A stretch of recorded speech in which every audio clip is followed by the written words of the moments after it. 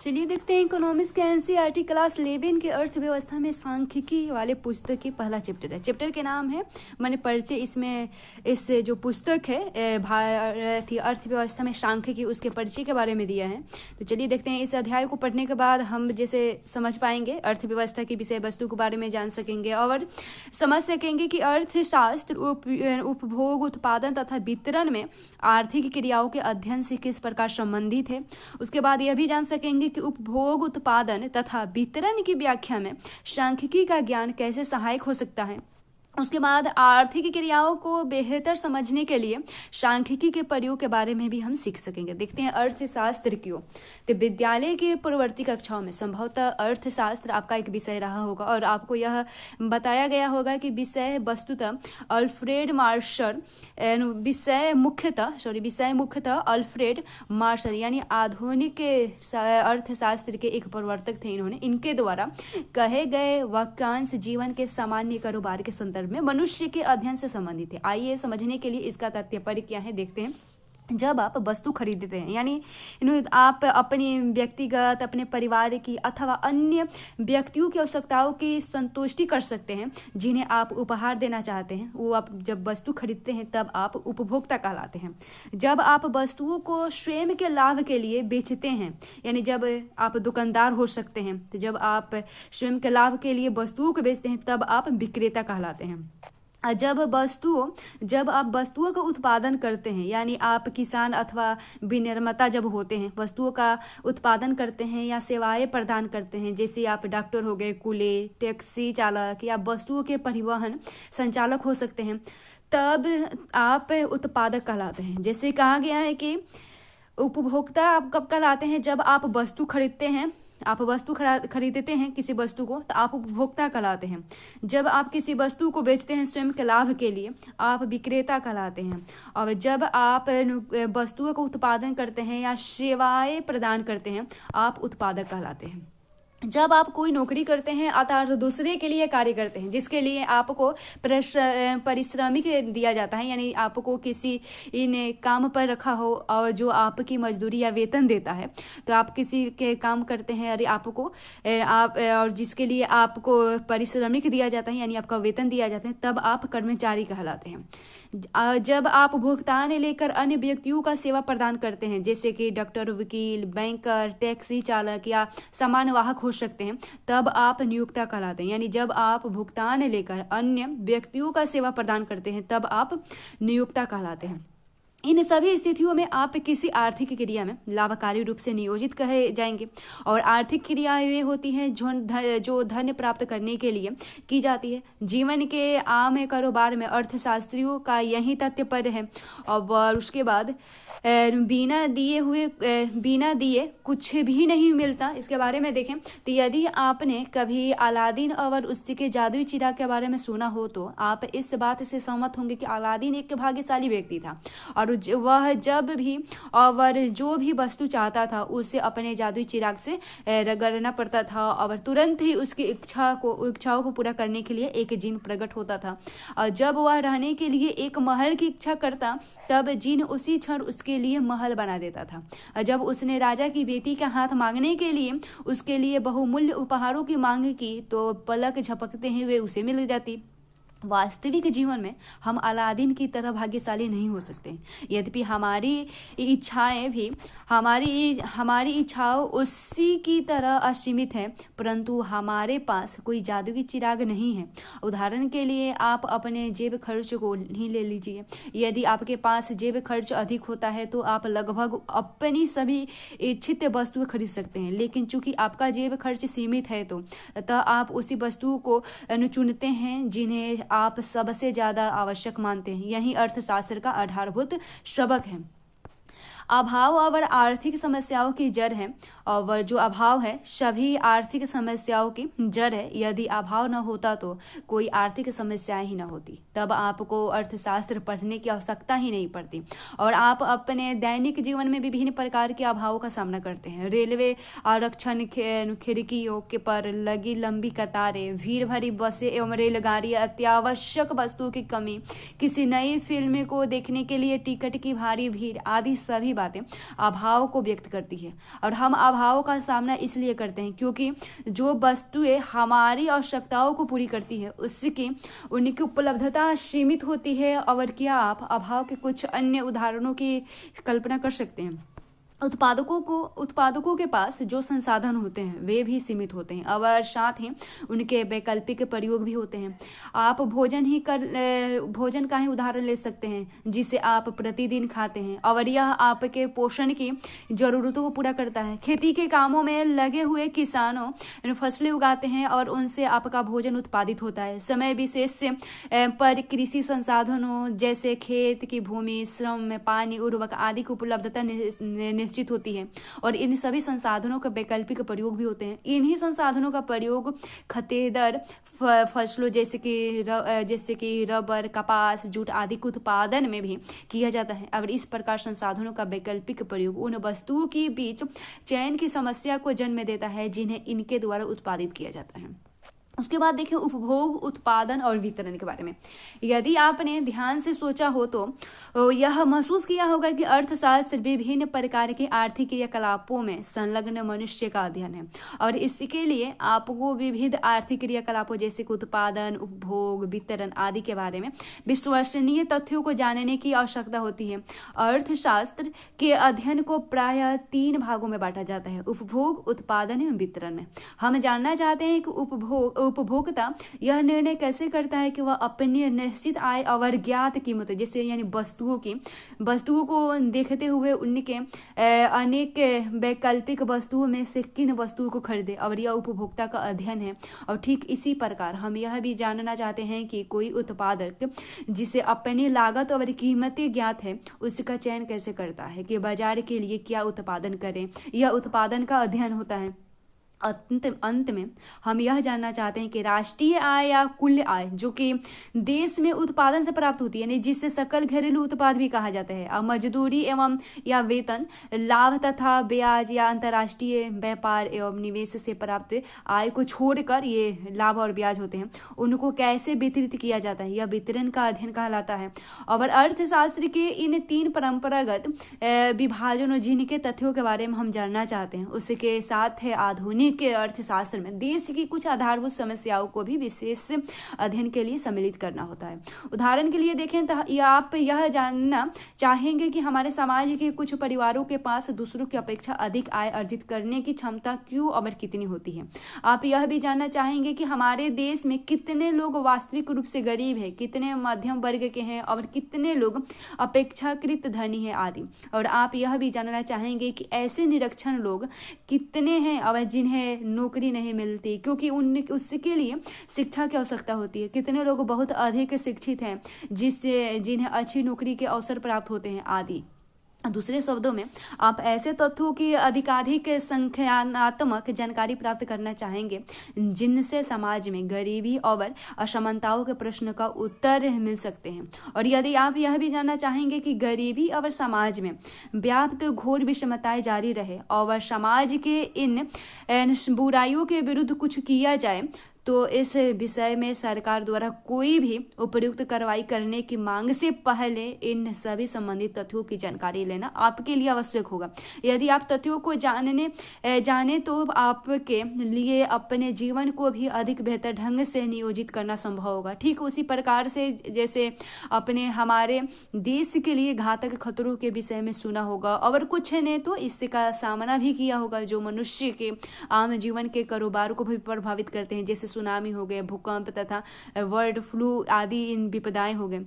अर्थशास्त्री इन सभी बातों पर विचार कर सकते हैं। यदि इन विपदाओं पर होने वाली खर्च से संबंधित तथ्यों को व्यवस्थित और सही तरीके से संग्रहित करने और एक साथ प्रस्तुत करने का ज्ञान हो तो अब आप संभवतः इस पर विचार कर सकते हैं कि स्वयं से भी पूछ सकते हैं क्या यह सही है कि आधुनिक अर्थशास्त्र के अध्ययन में उन मूलभूत कौशलों का समावेशन है जो कई प्रकार के उपयोगी अध्ययनों के लिए आवश्यक है, जैसे निर्धनता का मापन, आय का वितरण, आय अर्जन के अवसरों का शिक्षा में से संबंध और पर्यावरण संबंधी विपदाओं का हमारे जीवन पर प्रभाव। स्पष्टतः यदि आप इस दिशा में सोचें तो आप यह समझ पाएंगे कि आधुनिक अर्थशास्त्र के सभी आधुनिक पाठ्यक्रमों में सांख्यिकी को शामिल करने की आवश्यकता हमें क्यों पड़ी।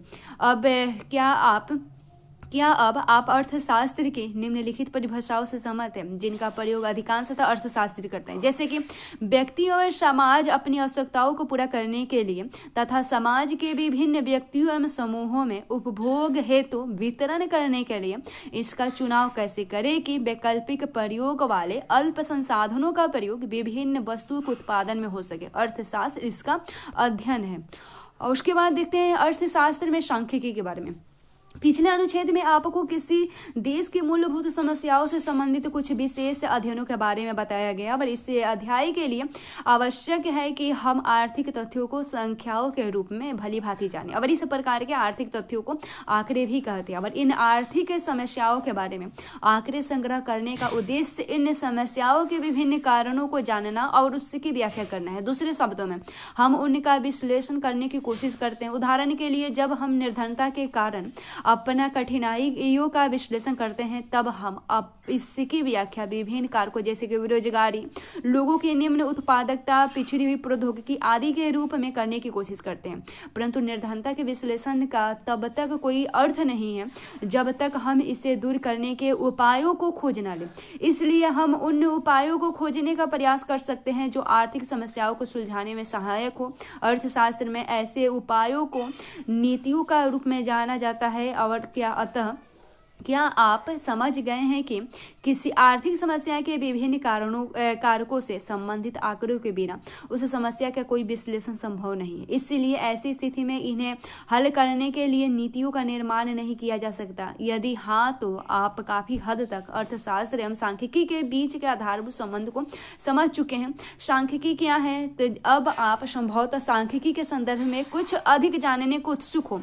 आप यह जानना चाहेंगे कि सांख्यिकी के विषय वस्तु क्या है। सांख्यिकी का संबंध आंकड़ों के एकत्रीकरण हो गया, प्रस्तुतिकरण तथा विश्लेषण से है। और ये आंकड़े भौतिक शास्त्र, समाजशास्त्र, मनोविज्ञान या किसी भी क्षेत्र से हो सकते हैं।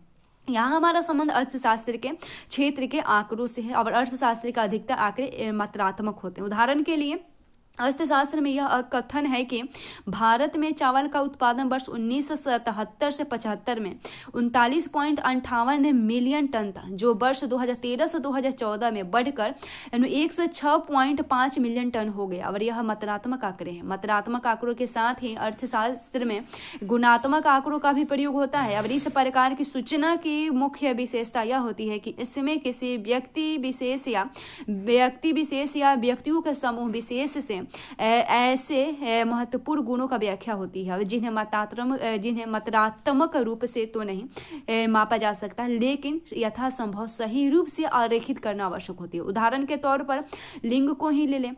इसके द्वारा किसी व्यक्ति में पुरुष या स्त्री अथवा लड़का या लड़की के रूप में भेद किया जाता है। प्रायः किसी व्यक्ति के किसी गुण की कटौतियों के बारे में सूचना देना संभव और उपयोगी होती है, जैसे कि अच्छा या बुरा, स्वच्छ या अस्वस्थ या स्वस्थ, अधिक स्वस्थ या कुशल या कुशल, अत्यधिक कुशल आदि हो गए। और इस प्रकार की गुणात्मक सूचना या सांख्यिकी का अर्थशास्त्र तथा अन्य सामाजिक विज्ञानों में प्रायः प्रयोग किया जाता है। इन्हें मात्रात्मक सूचनाओं की भांति, यानी जैसे कीमत, आय और कर भुगतान आदि हो गए, उनके भांति ही संकलित और व्यवस्थित रूप से संग्रहित किया जाता है, चाहे वह एक व्यक्ति के लिए हो या फिर व्यक्तियों के समूह के लिए ही क्यों न हो। अगले अध्याय में आप अध्ययन करेंगे कि सांख्यिकी का संबंध आंकड़ों के संग्रहण एवं व्यवस्थापन से है, और इसका अगला चरण आंकड़ों को सारणीबद्ध, आरेखित या आरेखी रूप में प्रस्तुत करना है। और इसके पश्चात इन आंकड़ों को मध्य, प्रसरण, मानक, विचरण आदि इन विभिन्न संख्यात्मक सूचकांकों का परिकलन करके संक्षिप्त किया जाता है, और जो सूचना के संग्रहित समुच्चय की व्यापक विशेषता को दर्शाते हैं। और सांख्यिकी क्या करती है इसके बारे में देख लें। अब आप यह जान चुके हैं कि किसी अर्थशास्त्री के लिए सांख्यिकी का एक ऐसा परिहार्य साधन है जो किसी आर्थिक समस्या को समझने में उसकी सहायता करता है और इसकी विभिन्न विधियों का प्रयोग करते हुए भी किसी आर्थिक समस्याओं के कारणों को गुणात्मक एवं मात्रात्मक तथ्यों की सहायता से खोजने का प्रयास किया जाता है। और एक बार जब समस्या के कारणों का पता चलता है तब इससे निपटने के लिए निश्चित नीतियों का निर्माण करना सरल हो जाता है। परंतु सांख्यिकी का क्षेत्र इससे कहीं अधिक विस्तृत है। यह किसी अर्थशास्त्र को आर्थिक तथ्यों को यथातथ्य तथा निश्चित रूप से प्रस्तुत करने योग्य बनाता है, जो दिए गए कथन को सही ढंग से समझने में सहायता करता है। जब आर्थिक तथ्यों को सांख्यिकी रूप में व्यक्त किया जाता है तब वे यथार्थ तथ्य बन जाते हैं। यथार्थ तथ्य अस्पष्ट कथनों की अपेक्षा अधिक विश्वसनीय होते हैं। उदाहरण के लिए एक यथातथ्य संख्या बताते हुए यह कहना है कि कश्मीर में हाल ही में आए भूकंप के दौरान 310 लोगों की मौत हुई और कहीं अधिक तथ्यात्मक है, अतः यह सांख्यिकी आंकड़े हैं। और जबकि यह कहना है कि सैकड़ों लोगों की मौत हुई, तो ये सांख्यिकी आंकड़े कहलाते हैं। क्या है? जैसे कि यथातथ्य संख्या बताते हुए यह कहना है कि कश्मीर में हाल ही में आए भूकंप के दौरान 310 लोगों की मौत हुई और कहीं अधिक ये तथ्यात्मक है। और अतः यही बात को अगर हम सांख्यिकी आंकड़े ये भी कहते हैं, ये सांख्यिकी आंकड़े हैं। और जबकि अगर हम ये कहें कि सैकड़ों लोगों की मौत हुई है तो ये सांख्यिकी आंकड़ा नहीं होता है। सांख्यिकी आंकड़ों के समूह को कुछ संख्यात्मक मापों जैसे कि माध्यम, प्रसरण आदि के बारे में जानकारी या पढ़ने को मिलती है, इसके रूप में संक्षिप्त करने में सहायता करती है। ये संख्यात्मक माप आंकड़ों के संक्षिप्तीकरण में सहायता होते हैं। उदाहरण के लिए यदि किसी आंकड़े में लोगों की संख्या बहुत अधिक है तो आपके लिए उन सब की आय को याद रखना पाना असंभव होता है। फिर किसी व्यक्ति के लिए सांख्यिकी रूप से प्राप्त संक्षिप्त आंकड़े जैसे कि औसत आय को याद रखना आसान होता है। और इस प्रकार सांख्यिकी के द्वारा आंकड़ों के समूह के विषय में सार्थक एवं समग्र चुनना प्रस्तुत होता है। यह सूचनाएं प्रस्तुत की जाती है और प्राय सांख्यिकी का प्रयोग विभिन्न आर्थिक कारकों के बीच के संबंधों को ज्ञात करने के लिए किया जाता है। और किसी अर्थशास्त्री की सूची को यह जानने में हो सकती है कि जब किसी वस्तु की कीमत में कमी अथवा वृद्धि होती है तो उसकी मांग पर क्या प्रभाव पड़ता है, और या फिर उस वस्तु की अपनी ही कीमतों में परिवर्तन से उसकी पूर्ति प्रभावित होगी कैसे होगी। और या जब लोगों की औसत आय बढ़ती है तो क्या उनके उपभोग व्यय में वृद्धि होती है, और या जब सरकारी व्यय बढ़ जाता है तो सामान्य मूल्य स्तर पर क्या प्रभाव पड़ता है। ऐसे प्रश्नों का उत्तर तभी दिया जाता है जब विभिन्न आर्थिक घटकों के बीच किसी प्रकार का परस्पर संबंध विद्यमान हो और जिसकी व्याख्या ऊपर दी जा चुकी है। और इस प्रकार की कोई परस्पर संबंध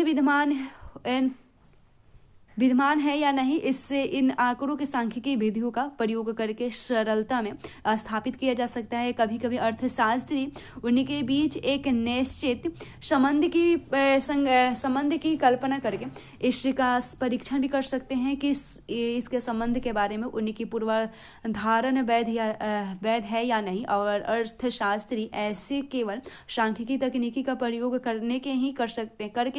और किसी अन्य स्थिति में अर्थशास्त्री किसी अन्य कारक में परिवर्तन के फलस्वरूप किसी एक आर्थिक कारक में परिवर्तनों का पूर्वानुमान लगाने में रुचि रख सकते हैं। उदाहरण स्वरूप उनकी रुचि भविष्य की राष्ट्रीय आय पर आज के निवेश के प्रभाव को जानने में भी हो सकती है। और इस प्रकार की कोई भी कार्य प्रक्रिया सांख्यिकी के ज्ञान के बिना नहीं हो सकते।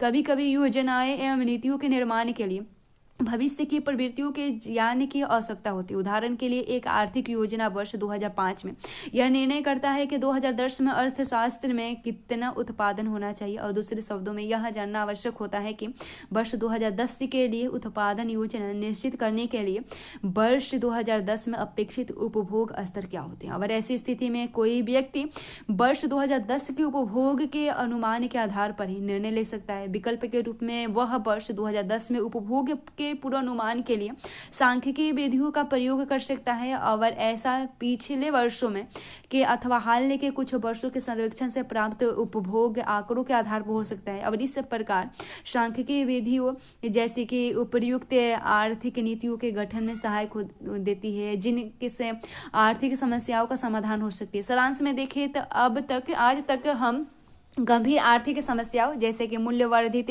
बढ़ती जनसंख्या, बेरोजगारी, निर्धनता आदि के विश्लेषण में सांख्यिकी का अधिकाधिक प्रयोग कर रहे हैं। अब ताकि इन समस्याओं को हल करने के उपाय ढूंढे जा सके और इसके अतिरिक्त यह आर्थिक समस्याओं के समाधान में इन नीतियों के प्रभाव का मूल्यांकन करने में भी सहायक होती है। उदाहरण के लिए सांख्यिकी तकनीकी का प्रयोग करके निरंतर बढ़ती जनसंख्या पर रोक लगाने के लिए परिवार नियोजन की नीतियां प्रभावशाली हैं या नहीं, इसका पता लगाना सरलता से लगाया जा सकता है। और आर्थिक नीतियों के निर्णय की प्रक्रिया में सांख्यिकी की एक महत्वपूर्ण भूमिका होती है। उदाहरण के लिए वर्तमान समय में विश्व भर में तेल की बढ़ती कीमतों के कारण यह निर्णय करना आवश्यक हो सकता है कि वर्ष 2010 में भारत को कितना तेल आयात करना चाहिए। और तेल के आयात का निर्णय प्रत्याशी घरेलू तेल उत्पादन तथा वर्ष 2010 में तेल की संभावित मांग पर निर्भर होगा। और सांख्यिकी के प्रयोग बिना यह ज्ञात नहीं किया जा सकता कि वर्ष 2010 में तेल की प्रत्याशी घरेलू उत्पाद तथा तेल की संभावित मांग क्या होगी। और इसलिए तेल के आयात का निर्णय तब तक नहीं किया जा सकता जब तक हमें तेल की वास्तविक आवश्यकता की जानकारी न हो। और तेल के आयात के विषय में निर्णय की दृष्टि से यह महत्वपूर्ण जानकारी केवल सांख्यिकी के द्वारा ही प्राप्त किया जा सकता है। सांख्यिकीय विधियां सामान्य विधि का स्थानापन्न नहीं है। जैसे देखें कि सांख्यिकी का उपहास करने के लिए एक रोचक कहानी सुनाई जाती है। जैसे ऐसा कहा जाता है कि एक बार 4 व्यक्तियों का एक परिवार यानी बच्चे पति पत्नी सब मिलकर रहते हैं। तो 4 व्यक्तियों का एक परिवार नदी पार करके निकलते हैं। और पिता को नदी की औसत गहराई की जानकारी थी, अतः उसने परिवार के सदस्यों के औसत कद का हिसाब लगाया। चूंकि परिवार के सदस्यों का औसत कद नदी की औसत गहराई से अधिक था, इसलिए उसने सोचा कि सभी सुरक्षित रूप से नदी पार कर सके। परिणाम स्वरूप नदी पार करते समय परिवार के कुछ सदस्य यानी बच्चे पानी में ही डूब गए।